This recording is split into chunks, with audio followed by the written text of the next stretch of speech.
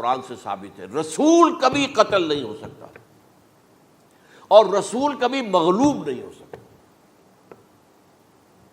اس میں فرق ہے نبی اور رسول کا. نبی قتل ہو سکتا ہے، رسول قتل نہیں ہو سکتا. اب یہ علیحدہ بحث ہے نبی کون ہوتا ہے، رسول کون ہوتا ہے.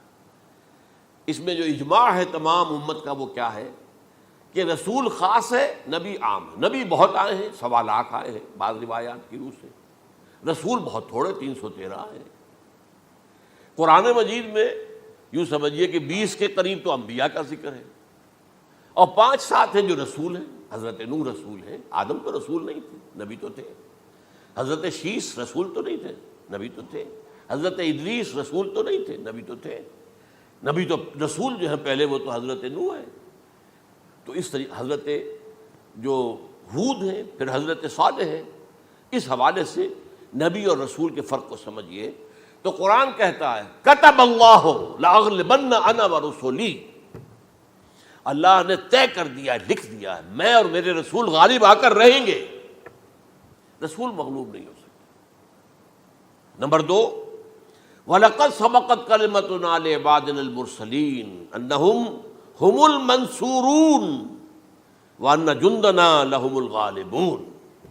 یہ بات ہمارے طرف سے طے کی جا چکی ہے، پہلے سے طے ہو چکی ہے، پہلے سے معین قانون ہے اپنے ان رسولوں کے بارے میں جنہیں ہم نے بھیجا ہو. رسولوں کے، نبیوں کے بارے میں نہیں، کہ وہی منصور ہوں گے، ان کی مدد کی جائے گی لا محالہ. اور ہمارا جو لشکر ہوگا یعنی رسول کے ساتھ جو لوگ ہوں گے وہ اللہ کا لشکر ہے، وہ حزب اللہ ہے. وَأَنَّ جُنْدَنَا لَهُمُ الْغَالِبُونَ، لازماً وہ غالب ہو کر رہیں گے. یہ 2 چیزیں جو ہے قرآن مجید کے اندر، یہ 2 آیات نص سے قطعی ہیں کہ رسول کبھی مغلوب نہیں ہو سکتا، رسول کبھی قتل نہیں ہو سکتا. اب عجیب بات دیکھیے سورہ آل عمران میں، کیونکہ حضرت عیسیٰ کے ساتھ حضرت یحییٰ بھی موجود ہیں. حضرت یحییٰ حضرت مریم کے خالہ زاد بھائی تھے، حضرت زکریا کے بیٹے تھے. سورہ آل عمران اور سورہ مریم دونوں میں آپ دیکھتے ہیں کہ پہلے یحییٰ کا ذکر ہوتا ہے، پھر عیسیٰ کا ذکر ہوتا ہے. یہ ہم عصر بھی تھے، لیکن یہ کہ سینئر تھے حضرت یحییٰ. لیکن حضرت یحییٰ کی مدح قرآن کرتے کرتے آخری بات کیا کہتا ہے؟ نبیم من الصالحین. لفظ رسول نہیں آیا ان کے لیے. اور وہیں سائملٹینیس کنٹراسٹ ہے سورہ آل عمران میں حضرت عیسیٰ کے لیے، وہ سارے ان کی مدح رسولاً الی بنی اسرائیل. وہ رسول تھے اور وہ نبی تھے. نبی قتل ہو گئے، ایک آبرو باختہ لڑکی کی فرمائش پر قتل کر دیا. ایک ڈانسر، اس پر بادشاہ اس وقت جو تھا، وہ بادشاہ کیا تھا؟ وہ ایسے بادشاہ ہوتے تھے اس زمانے میں جیسے ہمارے ہاں بھاولپور کے جو ہے نواب ہے. بادشاہ تو انگریز تھا، حکومت تو اس کی تھی، لیکن ایک اٹانومی سی دے رکھی تھی. راجے جو ہیں، راجہ صاحب ہیں، مہاراجہ ہیں، یہ راجے مہاراجے اور نواب جو ہوتے تھے یہ ایک اٹانومی تھی. باقی یہ کہ اصل میں تو بادشاہ جو ہے تو انگریز کی تھی. تو اسی طرح کی ایک اٹانومی جو ہے حکومت وہاں اس وقت تھی اصل میں رومیوں کی. اس کا گورنر وہاں موجود تھا پائلیٹس پونٹس. لیکن یہ کہ انہوں نے یہودیوں کو ایک مذہبی اٹانومی دے رکھی تھی. چنانچہ ہیڈرن ان کا ادارہ تھا، دارالقضاء، جہاں چوٹی کے ان کے فقہاء اور لیڈر جو تھے، ربائی، وہ بیٹھتے تھے اور فیصلے کرتے تھے. کسی مذہبی معاملے میں جو فیصلہ وہ کر دیتے تھے یہ ان میں معاہدہ تھا. وہ فیصلہ جو ہے وہ پھر ایگزیکیوٹ کیا جائے گا، وہ فیصلہ آخری ہوگا ان کا. وہ خود تو سزا نہیں دے سکتے، سزا تو گورنر دے گا. لیکن یہ کہ اگر ہیڈرن جو ہے ان کا جو وہ ہے ادارہ ٹاپ کا، وہ اگر سزا دے دے، سلا دے، تو گورنر کو وہ سزا دینی پڑے گی. یہ ان کا طے تھا معاملہ. تو اس نے حضرت مسیح علیہ السلام کو مرتد قرار دیا، جو ہیڈرن ان کا سب سے اونچا ادارہ تھا. اس اعتبار سے ان کو جو ہے، لیکن جیسا کہ میں بتا رہا تھا کہ حضرت عیسیٰ رسول تھے، وہ قتل نہیں ہو سکتے تھے، مغلوب نہیں ہو سکتے تھے. لیکن حضرت یحییٰ نبی تھے، ان کو وہی جو اس وقت کا جو یہودیوں میں سے جو بادشاہ تھا نام کا، جو ہیروڈ اینٹیپاس، یوں سمجھیے کہ اس نے کچھ بہت حرام کاری کی ہوئی تھی، شاید اپنے بھائی کی کسی بیوہ کو، وہ مجھے ایگزیکٹلی یاد نہیں ہے، بغیر اس کے کہ وہ عدت مدت پوری ہو پھر نکاح ہو، اسے اپنے گھر میں ڈالا ہوا تھا. اور اس کی جو لڑکی تھی اس کے اوپر بھی عشق آ گیا تھا، آپ کو دل آ گیا تھا، شادی بھی کرنا چاہتا تھا اس سے، اور اس کا ڈانس تھا، اس پر کہا مانگو کیا مانگتی ہو. تو اس نے کہا، اس لیے کہ حضرت یحییٰ جو ہے تنقید کرتے تھے بہت کہ یہ تم کیا حرام کام کر رہے ہو، تم نے جس طریقے سے جس عورت کو گھر میں ڈالا ہوا ہے تم گناہ کر رہے ہو، تم شریعت کے خلاف کام کر رہے ہو. اس کو کہا تھا یو ڈاٹر آف سن، اس لڑکی کو کہا تھا تم جو کہ گناہ کی بیٹی ہو. اور وہ ناراض تھے، اور وہ ملکہ بھی جو تھی اس وقت تھی، اور یہ اس کی بیٹی بھی بہت ناراض تھے. تو انہوں نے کہا، مجھے وعدہ لے لیا کہ دیکھو جو کہہ رہے ہیں، جو مانگوں گی مانگنا پڑے گا. ہاں مانگوں گا. مجھے یحییٰ کا سر چاہیے. ایک دفعہ تو وہ کانپ گیا، اسے اندیشہ تھا کہ اگر یحییٰ کو میں نے قتل کر دیا تو یہودیوں کے اندر ہو سکتا ہے بغاوت ہو جائے. لیکن پھر اس نے پھر تانا دیا، تم کیسے بادشاہ ہو، اپنا وعدہ پورا نہیں کرتے. پھر انہوں نے کہا ٹھیک ہے، حکم دیا. اور وہ جیل میں تھے پہلے سے ہی، وہاں گیا اور جو ہے ان کا سر قلم کیا، لا کے پیش کر دیا. تو نبی جو ہے جن کی بڑی مدح ہوئی ہے سورہ مریم کے اندر، جب آپ پڑھیں گے تو ان کی شان جو ہے، لیکن نبی تھے، صرف رسول نہیں تھے. اور حضرت عیسیٰ رسول تھے، رسول قتل نہیں ہو سکتا، نبی قتل ہو سکتا. تو یہ قاعدہ جو ہے وہ بھی قرآن نے اس سائملٹینیس کنٹراسٹ کے حوالے سے سورہ آل عمران میں حضرت یحییٰ اور حضرت عیسیٰ کا تقابل کر کے بتا دیا. تو ایک تو بات یہ ہے کہ اس اعتبار سے میں جو آپ کو آیت سنا چکا ہوں، یہ جو جرائم جو ہے سورہ نساء کے اندر یہودیوں کے اللہ تعالیٰ نے بیان کیے ہیں، ان میں سے یہ بھی ہے وَقَوْلُهُمْ إِنَّا قَتَلْنَا الْمَسِيحَ عِيسَىٰ ابْنَ مَرْيَمَ. اور ان کا یہ کہنا کتنا بڑا جرم ہے جو یہ کہہ رہے ہیں ہم نے عیسیٰ ابن مریم کو قتل کر دیا. لیکن یہاں ایک عجیب کیفیت ہے، رسول اللہ کے رسول کو. عام طور پر اس کی کنسٹرکشن کو لوگ سمجھے نہیں ہیں، وہ سمجھتے ہیں انہوں نے خود ہی کہا رسول اللہ. انہوں تو رسول اللہ کہتے تو قتل کیسے کرتے؟ یہ اللہ نے کہا. اچھا، ان کا کہنا یہ ہے کہ اللہ کے رسول کو قتل کر دیا. وَقَوْلُهُمْ إِنَّا قَتَلْنَا الْمَسِيحَ عِيسَىٰ ابْنَ مَرْيَمَ رسول اللہ. ان کا یہ کہنا کہ ہم نے عیسیٰ ابن مریم کو، مسیح کو قتل کر دیا، وہ اللہ کے رسول کو. وَمَا قَتَلُوهُ وَمَا صَلَبُوهُ، انہوں نے نہ اسے قتل کیا نہ سولی پہ چڑھایا، وَلَٰكِن شُبِّهَ لَهُمْ، بس مشابہت پیدا کر دی گئی ان کے لیے، شبہ میں ڈال دیا گیا ان کو. وَإِنَّ الَّذِينَ اخْتَلَفُوا فِيهِ لَفِي شَكٍّ مِّنْهُ، اور جو لوگ اختلاف کر رہے ہیں ان کے بارے میں وہ بس شکوک میں مبتلا ہیں. مَا لَهُم بِهِ مِنْ عِلْمٍ، ان کے پاس کوئی علم نہیں ہے. إِلَّا اتِّبَاعَ الظَّنِّ، صرف گمان کی پیروی کر رہے ہیں. وَمَا قَتَلُوهُ يَقِينًا، اور ہرگز قتل نہیں کیا. یہ کلیئر سورہ نساء کی آیت نمبر 157 ہے. اب یہاں ایک سوال پیدا ہوتا ہے، پھر کون قتل ہوا؟ واقعہ تو ہوا ہے، سولی کا واقعہ ایک ہسٹوریکل واقعہ ہے. پھر کون صلیب پہ چڑھا؟ حضرت عیسیٰ تو صلیب پر نہیں چڑھ سکتے، اس لیے کہ صلیب کی موت کو سمجھا جاتا تھا بہت ذلت کی موت ہے، بہت حقارت کی موت ہے، بہت ملعون موت ہے. تو جب عیسیٰ مغلوب نہیں ہو سکتے تو صلیب پہ کیسے چڑھا دیے جائیں گے؟ قتل ہونا تو بعد میں ہوگا نا، پہلے تو آپ صلیب پر لٹکائیں گے اس کو نا، تب وہ جب مرے گا تو کہیں گے قتل بھی ہو گیا، ہم نے قتل کر دیا. صلیب کیا ہوتی تھی یہ معلوم ہے آپ کو؟ ایک لمبی لکڑی، ایک جو ہے ٹرانسفرس آ جائے گی اس کے اوپر، اور اس میں سے یہ ہے کہ اس کے دونوں، ایک شخص کے جو ہے دونوں ہاتھ وہ نیل کر دیے جاتے تھے. یہ جو اوپر جو ہے کراس کا جو نشان ہے وہ کیلیں ٹھوک کر لگا دیے گئے، اور پاؤں دونوں جو ہے وہ پیروں کے اندر کیلیں ٹھوک کر وہ اس لمبی لکڑی کے ساتھ جو نیچے سے آ رہی ہے اس میں لگا دیے. اب وہ بلیڈنگ ہو رہی ہے، اس کا جو حال ہے پتلا ہو رہا ہے، اس کا رفتہ رفتہ سسک کر مرتا ہے نا.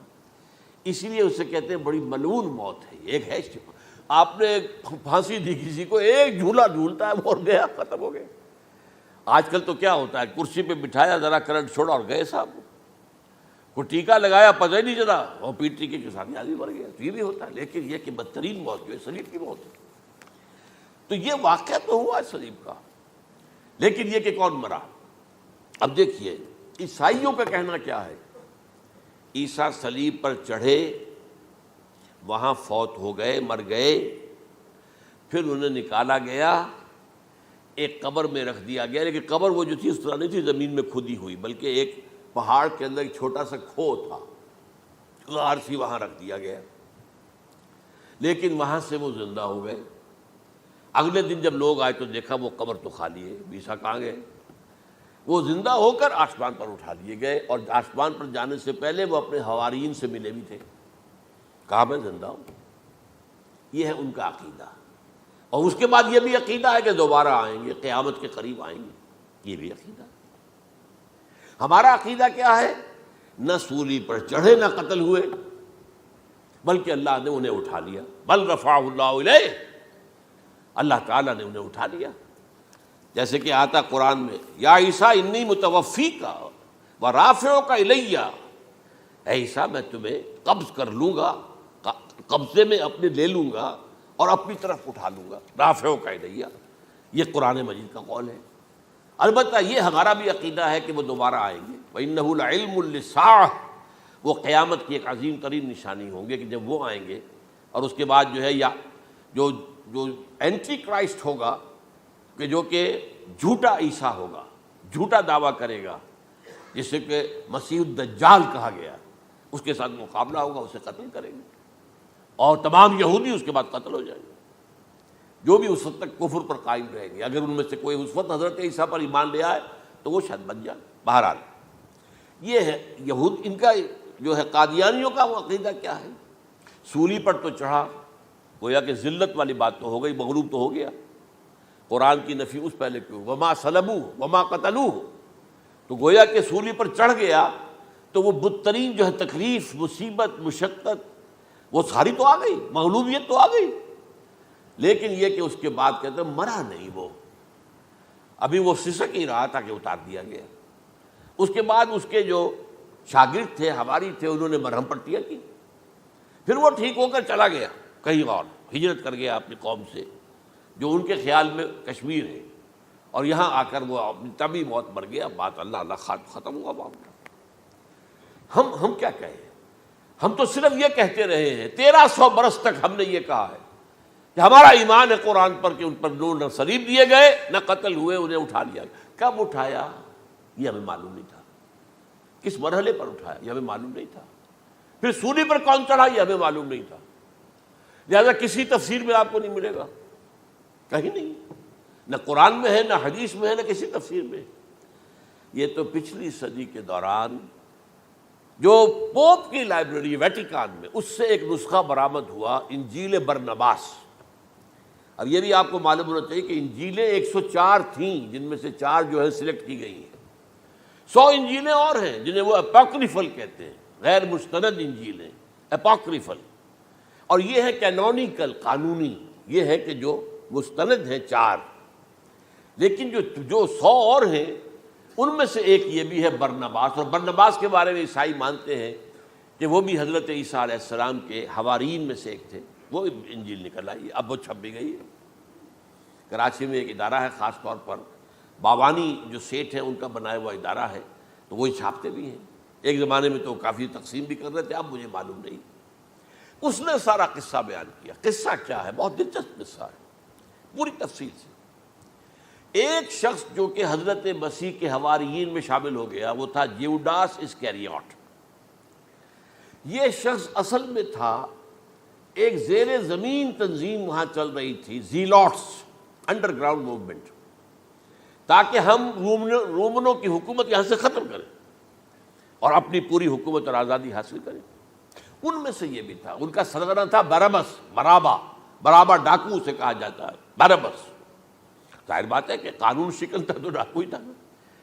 اچھا، ان میں سے یہ شخص جو ہے، اس نے جیوڈاس نے حضرت عیسیٰ کے معجزے دیکھے بہت، اور اتنا یقین ہو گیا اسے کہ یہ شخص جو ہے عیسیٰ، یہ ایک مرتبہ اگر رومیوں پر لعنت بھیج دے، کرس کر دے، تو رومی ختم ہو جائے۔ لیکن ان سے کئی دفعہ جو ہے پھیر ڈال کر، ہیر پھیر کے ساتھ کوشش کی گئی کہ رومیوں کے خلاف وہ کوئی جو ہے وہ لعنت ملامت کر دے، وہ نہیں کرتے تھے۔ یہ ایک علیحدہ بات ہے، کیوں نہیں کرتے تھے، یہ اس وقت میرا موضوع نہیں ہے۔ منہاج عیسوی کیا تھا، منہاج موسوی کیا تھا، منہاج محمدی کیا تھا، ان میں فرق ہے۔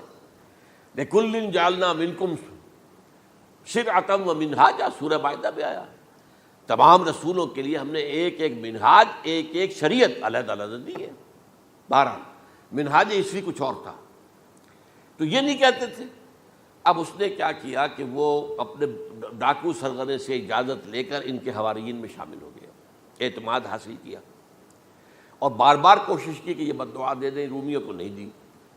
اب اس نے سوچا کہ انہیں اگر ذاتی طور پر تکلیف پہنچے گی تو زبان سے کلمہ نکل ہی جائے گا نا کوئی لعنت کا۔ اس نے پکڑوایا حضرت عیسیٰ کو، کیونکہ جب یہ فیصلہ ہو گیا تھا ان کے قتل کا، ہیڈرن جو ہے ادارہ وہ دے چکا تھا، اس کا فتویٰ تھا یہ واجب القتل ہے، یہ مرتد ہے، لہذا اس کو قتل کر دیا جائے، اور یہ فیصلہ جو ہے وہ رومی گورنر تک پہنچایا جا چکا تھا۔ رومی گورنر نے یہاں تک کہا، یہ سینٹ جو متی کی انجیل ہے اس میں موجود ہے، بھائی ہمارے پاس تو اس کا کوئی جرم نہیں ہے، ہمارے ہاں کوئی ایسی بات اس کی نہیں ہے جس سے کہ ہم اسے واجب القتل قرار دیں۔ ان کا نہیں، ہمارا حکم ہے، ہمارا فیصلہ تمہارا طے ہے، چاہے مذہبی معاملے میں کوئی فیصلہ ہمارا ہوگا تو تمہیں جو ایگزیکیوٹ کرنا ہوگا۔ بہرحال اس وقت حضرت مسیح روپوش ہو گئے گرفتاری سے بچنے کے لیے، ایک باغ میں تھے وہ، وہاں پر رات کے وقت انہوں نے اپنے حواریین کے ساتھ لاسٹ سپر کہتے ہیں اس کو، لاسٹ سپر کھانا کھایا، آخری کھانا تھا، اور اس کے بعد اس میں فرمایا آج کی رات تم میں سے ایک میرے خلاف غداری کرے گا۔ یہ کہہ کر حضرت مسیح تو ایک کوٹھڑی میں چلے گئے، جو ہوتی ہے باغ کے اندر، کوئی کھرپے ورپے جو ہے، کوئی وہاں پہ کسیاں رکھی ہوئی، تو اس میں خود جا کر عبادت میں مصروف ہو گئے۔ اپنے حواریین سے کہا کہ تم بھی عبادت کرو، وہ حواریین سو گئے۔ اب یہ اسکریوٹ جو ہے یہ اٹھا، یہ گیا رومیوں سے جا کر کہا میں پہنچا دیتا ہوں عیسیٰ تک، پکڑوا دیتا ہوں، آؤ میرے ساتھ۔ 30 ان کے آدمی آئے، اس سے کہا باغ کے باہر کھڑے رہو تم، میں اندر جاؤں گا، تھوڑی دیر کے بعد تم آنا، جسے میں کہوں اے میرے استاد، پکڑ لینا اسی کو۔ یعنی رومنز کو معلوم نہیں تھا کہ یہ کون ہے عیسیٰ، لیکن یہ کہ یہ تو یہودیوں کو معلوم تھا نا سب کچھ۔ ہوا کیا کہ وہ جب اندر آیا ہے اور کوٹھڑی میں داخل ہوا، اسی وقت اس کی شکل بدل دی گئی حضرت مسیح کی، شبہ لہم، مشابہت پیدا کر دی گئی، شبیہ بدل دی گئی، اور چھت پھٹی، 4 فرشتے اترے اور حضرت مسیح کو لے کر آسمان پر چلے گئے۔ تو باہر آیا وہ، تو جیسے ہی وہ یہ باہر آیا، وہ باقی ہماری جان گئے، اے ہمارے استاد، اسی وقت جو ہے وہ رومی داخل ہو گئے، تو پکڑ لیا۔ تو اصل میں گرفتار ہوا ہے برنباس کی انجیل کے مطابق یوڈاس اسکریوٹ، وہ سولی چڑھا ہے، لعنتی موت اس پر آئی۔ کیوں آئی ہے؟ غداری کی اس نے، بٹرے کیا حضرت مسیح علیہ السلام کو، تو وہ تو مستحق تھا، کوئی ظلم نہیں تھا۔ اگر عیسیٰ کی جگہ کسی اور کو دے دیا جاتا ایسے کسی کو پکڑ کر، تو وہ تو ظلم ہو جاتا نا، اس کا تو کوئی جرم نہیں تھا، تو یہ تو واقعی مجرم تھا۔ وہ سولی چڑھا ہے اور حضرت عیسیٰ کو اٹھا لیا۔ یہ ہے وہ ساری تفصیل جو کہ انجیل برنباس کے اندر موجود ہے، the gospel of our Lord according to Saint Barnabas, یہ اس کا نام ہے، ایونجیلیم برنابے، یہ جو ہے یونانی زبان میں اس کا نام ہے یا لیٹن میں۔ بہرحال یہ ہے معاملہ۔ تو پہلی بات تو یہ ہے کہ عقلی طور پر رسول نہ مغلوب ہو سکتا ہے نہ قتل ہو سکتا ہے، ہمارا عقیدہ ہے، وہاں ماں صلبوہ و ماں قتلوہ۔ لیکن یہ کہ اگر یہودی، اگر جو قادیانی مانتے ہیں سولی چڑھ گئے تو صلیب تو ہو گئی، قرآن کی نفی تو ہو گئی، ہاں مرا نہیں، یہ دوسری بات ہے۔ دوسری بات یہ ہے کہ رسولوں کے باب میں اللہ کا قانون کیا ہے۔ اگر کسی قوم کی طرف رسول کو بھیجا اور اس قوم نے بحیثیت مجموعی انکار کر دیا، رد کر دیا، ریجیکٹ کر دیا، پوری قوم ہلاک، اور رسول اور اس کے جو چند ساتھی ایمان لے آتے تھے وہ وہاں سے ہجرت کر کے چلے جاتے تھے۔ لیکن ہجرت کر کے جاتے تھے تو اس کے بعد کسی اور مقام پر کریں گے اہل نظر تازہ بستیاں آباد، پھر وہاں پر ایک قوم انہوں نے جو ہے اپنا مرکز بنایا، ایک نئی امت کھڑی ہو گئی۔ اس کی سب سے بڑی مثال کیا ہے؟ قوم عاد ختم ہوئی حضرت ہود علیہ السلام کو ریجیکٹ کرنے کے باعث، ہلاک کر دی گئی۔ حضرت ہود علیہ السلام اپنے ساتھیوں کو لے کر، یہ قوم عاد تھی عرب کا جزیرہ نما عرب کے جنوبی علاقے کے اندر، جو اب صحرا ہے، بہت بدترین صحرا ہے، الربع الخالی جسے کہتے ہیں، خالی ہے، وہاں کوئی زندگی کے آثار ہیں ہی نہیں، نہ کوئی پتیاں ہیں، نہ کوئی گھاس ہے، نہ کوئی انسان ہے، نہ کوئی حیوان، کچھ نہیں۔ الربع الخالی، بدترین صحرا ہے وہ۔ صحرا ایسا ہے کہ اس کے اندر کوئی چیز ٹکتی نہیں ہے، جو چیز اوپر ہوگی وہ دھستی چلی جائے گی، اندر چلی جائے گی۔ ورنہ عام صحرا کے اندر ریت کے اوپر اونٹ بھی چلتا ہے، انسان بھی چلتے ہیں، لیکن اس میں نہیں۔ تو یہاں پر قوم عاد جو ہے آباد تھی، اور اب جو ہے وہ سیٹلائٹ سے دیکھ لیا گیا ہے کہ قوم عاد کا جو بڑا بادشاہ تھا شداد، اس نے جو جنت بنائی تھی وہ موجود ہے زیر زمین، اسی صحرا کے نیچے دفن شدہ موجود ہے، جس کو کہا گیا ہے الم تر کیف فعل ربک بعاد ارم ذات العماد التی لم یخلق مثلها فی البلاد۔ ایسے ایسے ستونوں والا جیسے پہلے دنیا میں بنے ہی نہیں تھے۔ وہ قوم عاد تھی، بڑی زبردست قوم تھی، قومن جبارین، لیکن یہ کہ اس کے بعد ہلاک ہو گئی۔ اب حضرت ہود اپنے مسلمان ساتھیوں کو لے کر نکل گئے، جزیرہ نماء عرب کے مغربی کونے میں جا کر، شمال مغربی کونے میں آباد ہو گئے۔ وہاں ایک نئی قوم پیدا ہوئی، سمود۔ اب یہ اسلامی بستی بن گئی، لیکن اس کے اندر بھی پھر بعد میں زوال آیا، پھر وہاں نبی بھی آئے، لیکن اس کے بعد یہ کہ آخری رسول بھیجے گئے حضرت صالح، اور وہ بھی ہلاک ہوئے کیونکہ حضرت صالح کو انہوں نے رد کر دیا۔ تو یہ میں نے مثال دی ہے آپ کو کہ رسول جو ہے وہ وہاں سے اگر ہجرت کرتا ہے تو ہجرت کر کے وہ یہ نہیں جان بچا کے جا کے گمنامی میں کہیں مر گیا، وہ تو جا کر اپنے ساتھیوں کو لے کر جائے گا، اور جا کر جو ہے وہاں پر جو ہے ایک نئی جگہ پر آباد ہوگا، ایک نئی تہذیب ابھرے گی۔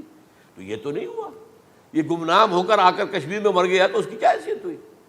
حضرت عیسیٰ علیہ السلام یا تو اگر ہجرت کرتے، یا جب انہیں معلوم ہو گیا تھا کہ میرے قتل کا فتویٰ ہو گیا ہے، تو آپ وہاں سے ہجرت کر سکتے تھے، لیکن اپنے ساتھیوں کو تو لے کر جاتے نا، اپنے حواریین کو لے کر جاتے، اور کہتے ہیں 12 حواریین کے علاوہ اور بھی کوئی 70 کے قریب لوگ تھے جو ان پر ایمان لائے تھے، ان کو لے کر جاتے، کسی جگہ جا کر آباد ہوتے، وہاں ایک نئی جو ہے بستی بنتی، وہاں مسلمانوں کی ایک آبادی ہوتی۔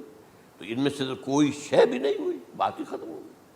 لہذا عقلی طور پر بھی یہ بات ثابت نہیں ہو سکتی، خلاف عقل ہے، قرآن کے اصولوں کے خلاف ہے کہ وہ پھولی چڑھے ہوں لیکن مرے نہ ہوں، پھر اتر گئے تو مرہم پٹی کر دی۔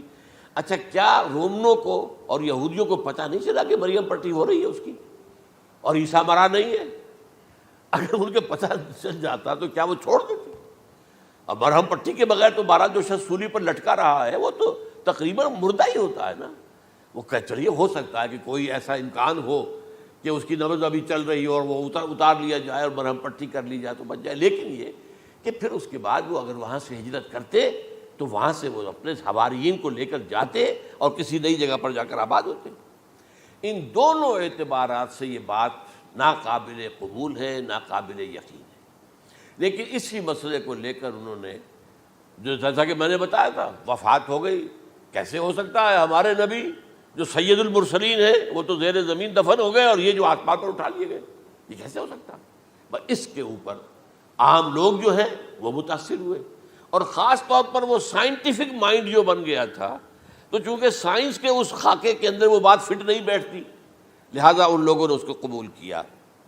اب یہ کہ یہ جو واحد استثناء ہوا ہے یہ کسی اور کے ساتھ نہیں ہوا۔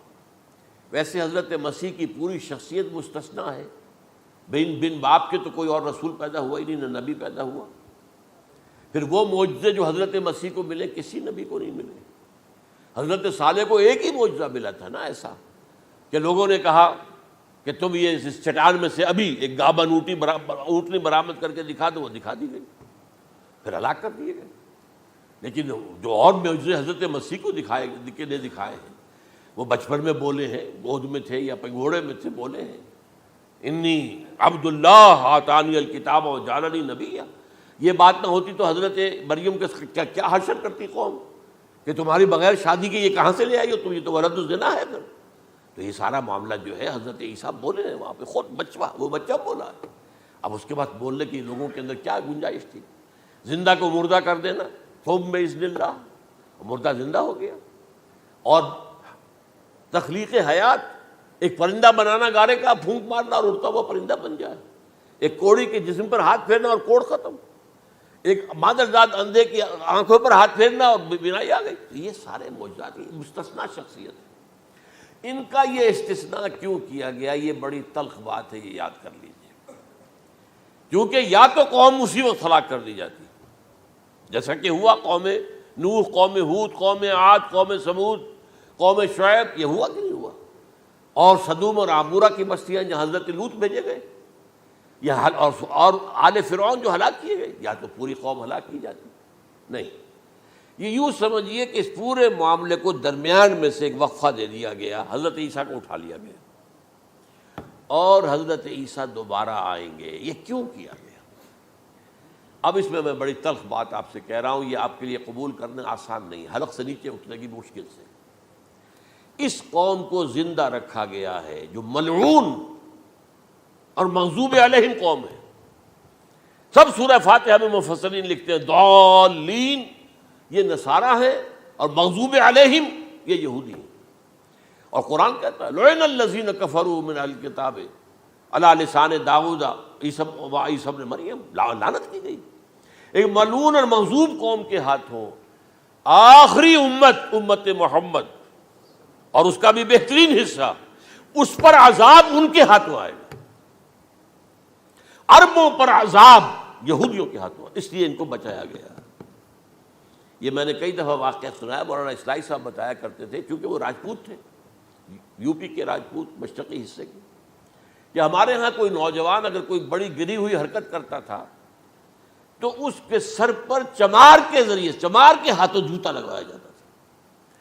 اگر راجپوت کے سر پر راجپوت کا جوتا گرا تو چلو تکلیف تو ہوئی، لیکن یہ کہ راجپوت کا جوتا گرا ہے نا، پڑا ہے، لیکن راجپوت کے سر پر چمار کا جوتا، جس کو آپ انگریزی میں کہتے ہیں to add insult to injury, وہ تکلیف بھی ہے جوتا کھانے کی، اور انسلٹ ہے کہ ایک چمار مار رہا ہے۔ یہ امت سب سے خیر امت ہے، کنتم خیر امت اخرجت للناس۔ اس کے لیے عذاب بھی بدترین آئے گا، اور کن پر آئے گا؟ اس امت کا جو اصل نیوکلیس ہے عرب، جس کے بارے میں حضور کی حدیث موجود ہے ویل للعرب، عرب کے لیے بہت بڑی ہلاکت ہے۔ اور آج ہماری نظر میں آ رہا ہے وہ ملعون اور مغضوب علیہم قوم، ان کے سینے کے اندر خنجر کی طرح بھونکی گئی ہے، اور 30 کروڑ کے قریب عرب بے حمیتی، بے غیرتی، بزدلی، کمزوری، ذلت، مسکنت کی مثال بنے ہوئے۔ کوئی بول سکتا ہے اس اسرائیل کے خلاف؟ کوئی بول سکتا ہے؟ 30-35 لاکھ آدمی ہے اسرائیل کے اندر یہودی، اس سے زیادہ تو امریکہ میں 50 لاکھ کے قریب، کل 1.25 کروڑ آدمی ہے یہ یہودی پوری دنیا کے اندر۔ لیکن دیکھیے جو چاہتا کرتا ہے، جب چاہا اس نے عراق کے ایٹمک انسٹالیشن کو تباہ کر دیا، اور سعودی عرب کی فضا میں اس کو فیول کیا ہے انہوں نے، دوبارہ ری فیولنگ جو ہوئی ہے ان کے جہازوں کی، وہ سعودی عرب کی فضا میں ہوئی۔ یہ صورت جو ہے عربوں کے اوپر، اور اب جو آنا ہے آرمگیدان، کیونکہ پوری عیسائی دنیا یہودیوں کے قبضے میں ہے، اور یہ رومی ایک حدیث کی روح سے 80 علم لے کر حملہ آور ہوں گے تم پر، اور یہ ہوگا مڈل ایسٹ میں۔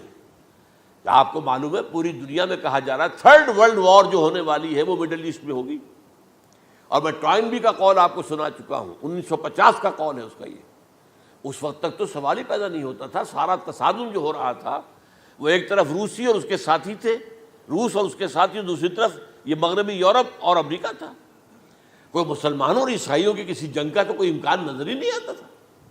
لیکن ٹائنبی نے کہا ہے، جو سب سے بڑا فلاسفر آف ہسٹری ہے 20ویں صدی کا، کہ اب جو جنگ ہوگی بڑی، جو اس نیکسٹ سینچری کی، 21st سینچری کی، وہ در حقیقت کمیونزم کے درمیان اور کیپٹلزم کے درمیان نہیں ہوگی، بلکہ عیسائیوں اور مسلمانوں کے درمیان ہوگی۔ یہ میں اس کا حوالہ بھی پورا آپ کو دے چکا ہوں، اس نے یہ کہاں یہ بات کہی۔ تو یہ ہے، یہ بات جان لیجئے، اور مڈل ایسٹ میں ہوگی، گریٹر اسرائیل بنے گا۔